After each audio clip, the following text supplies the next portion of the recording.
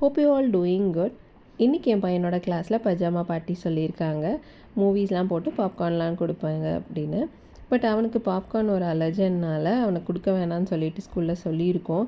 அதுக்கு பதில் அவனுக்கு ஏதாவது வேறு ரீப்ளேஸ் பண்ணி கொடுக்கணுங்கிறதுக்காக அவன் இதுவரையும் ட்ரை பண்ணாத ஒரு விஷயமா நான் ட்ரை பண்ணி கொடுக்கணுன்னு இன்றைக்கி சாசேஜ் ட்ரை பண்ணேன். இன்றைக்கி என் டேயோட லெசன் பார்த்திங்கன்னா, நம்ம எப்படி பவர்ஃபுல் ஆகுறோன்னா நம்மளோட மூடு நம்மளோட டேயை டிசைட் பண்ணாதப்போ.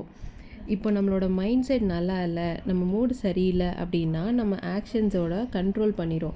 அதுக்கு பதில் நம்ம முடிஞ்ச அளவுக்கு நம்ம அன்றைக்கி என்ன செய்யணும் அப்படின்னு டிசைட் பண்ணி வச்சுருந்தோமோ அதை ஃபோர்ஸிபிளாக ஓரளவுக்கு ஆக்ஷன்ஸை மூவ் பண்ணணும். ஸோ இன்டென்ஷனலாக நம்ம ஒரு ஃபிசிக்கல் ஆக்டிவிட்டியோ ஒரு மூவோ பண்ணிட்டோம் அப்படின்னா நம்ம அந்த ஸ்டேட்லேருந்து மாறிடுவோம்.